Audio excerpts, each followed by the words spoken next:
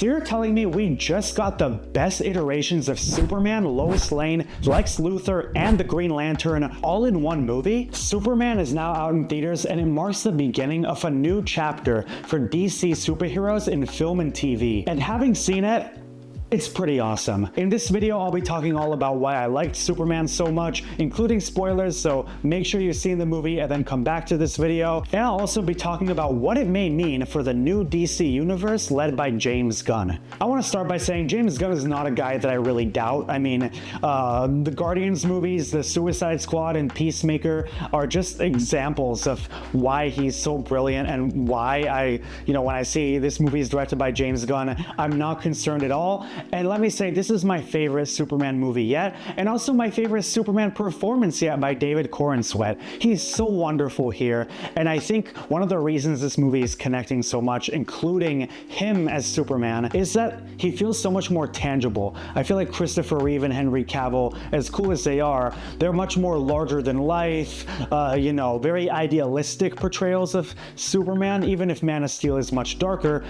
This one brings us much more down to earth with him, and we get to interact with him much more as a performer. That's also both a testament to David Corenswet and to James Gunn as a filmmaker. The movie also shows us that Superman is not invincible. He can be defeated with wit and technology, including the unhinged Lex Luthor, played so well by Nicholas Hoult. The fact that Superman can be defeated or comes close to that in this movie really ups the stakes, because we need a hero who's vulnerable and who falls down before he can get back up. Rachel Brosnahan is someone who I've loved since The Marvelous Mrs. Maisel, so her playing Lois Lane as a casting choice I was particularly excited about, and I love their chemistry. I really like that the first time we meet her at the Daily Planet, she's kind of questioning Clark about how he managed to get an interview with Superman so quickly, and then he goes back to hers, and it's revealed that no, they're already deep into this relationship, and they're just, she's helping him keep this front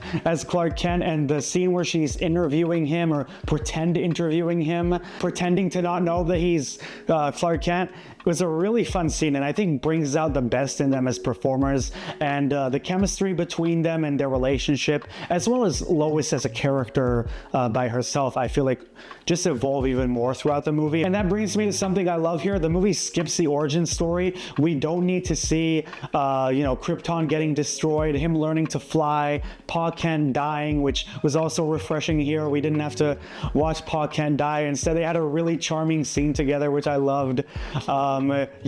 He's just already Superman. He's already got this complicated relationship with less than optimistic humanity, but he is still hopeful in humanity and is, true to himself and his ideology. Superman is always true to his hopeful ideologies and his faith in humanity, which is what makes his relationship with the humans complicated, but also makes him Superman. And I also have to talk about the Justice Gang. Mr. Terrific, someone who I wasn't expecting to be a standout, because I genuinely didn't know about this character at all until I saw this movie, and he was so great. Nathan Fillion comes in and he's so silly here. Like, he clearly sticks out of the rest of the movie, even during the humorous parts, and it just works so well. Isabella Merced, also great. I will say I love the part when Lois makes fun of Guy Gardner's haircut. That was definitely a highlight. Skylar Gisondo, also great, and I'm so glad he got this much screen time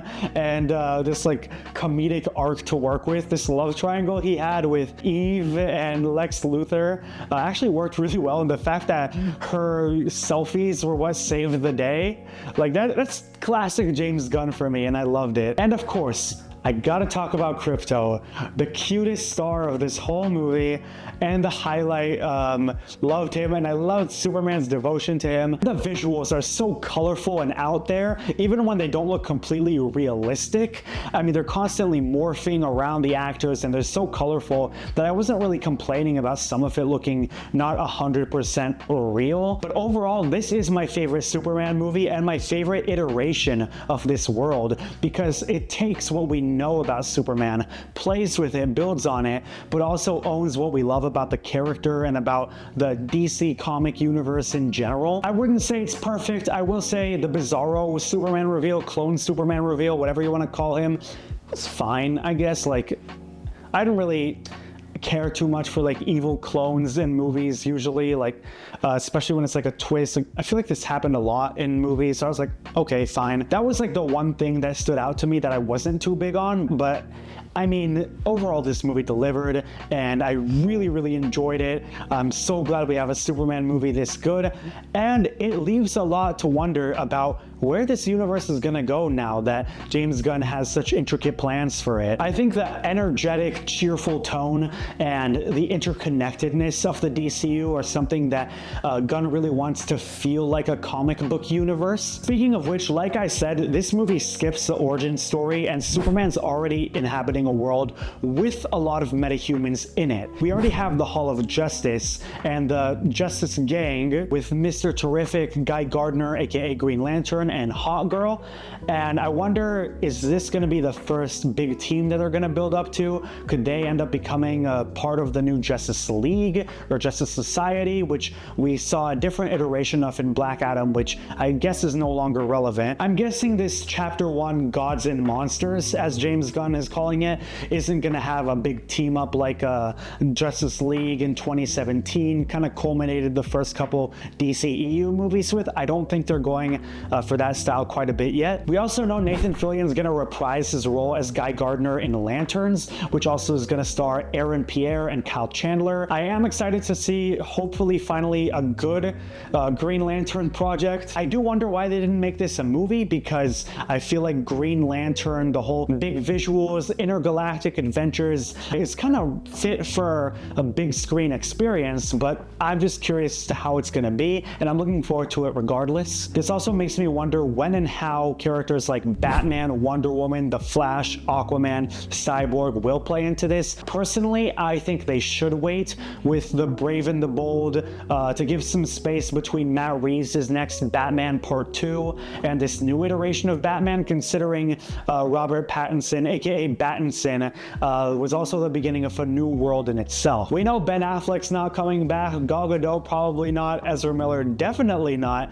Jason Momoa has been confirmed to play Lobo in this new DC universe, but I do wonder which pieces we will be keeping from the DC Extended Universe, casting and canon-wise. We know John Cena's here to stay as Peacemaker, which I'm super excited about, and it's safe to say Frank Grillo is gonna be searching for revenge. He's playing Rick Flag Sr. in this movie and in Peacemaker Season 2, and Peacemaker did kill his son in the Suicide Squad. Because I love the Suicide Squad so much, that was my favorite DCEU movie, I selfishly hope that a lot of the cast will stay. I think Margot Robbie is just irreplaceable as Harley Quinn, and I would love for her to appear even in one project. I mean, we know Viola Davis is definitely staying on as Amanda Waller, so like if Idris Elba was still around as Bloodsport, or even Daniela Melchior as Ratcatcher 2, I would love for those characters to stick around. We do know that our beloved Crypto will for sure return next year in Supergirl. We got a great cameo from Millie Alcock at the end of this movie. Crypto's so excited to see her, and she's also incredibly hammered from like partying around the galaxy. Just from these couple minutes, or a couple, even less than a minute, I'm so excited to see Millie Alcock as Supergirl now. Another project that's really got me interested is The Authority, which I guess is sort of like the Suicide Squad and the Thunderbolts, like anti-heroes going on missions, like bad guys eventually becoming good guys, sorta. Maybe correct me if I'm wrong, but I know the engineer, who in this movie, I really liked her. She's like this henchwoman to Lex Luthor, and I thought she had some great screen time and fighting in this movie. I know in the comics she's apparently part of the Authority team. If you guys know better than me about this character, correct me if I'm wrong. I would love to see her back in the Authority if they're trying to gather a team of like new characters plus some characters we might already know about. At the end of the day, there's so much to look forward to, even just from Chapter 1 Gods and Monsters of the DCU. But with this iteration and performance of Superman, it just gets me even more excited. And I know the DCU is also going to take some swings, like I said, with the Authority or Clayface and Swamp Thing, which are probably going to be even weirder than what we're going to be used to even now with these new Superman and Supergirl movies and so on. I'm glad to say that Superman is a delightful time at the movies and such a great start to the new DC universe. So if you also saw Superman, which I really hope you did if you just listened to all those spoilers, let me know what you thought about the movie in the comments. Would you thought of David Cornsweet's Superman, who your favorite character was, favorite Easter egg, and which project you're most looking forward to in the DC universe.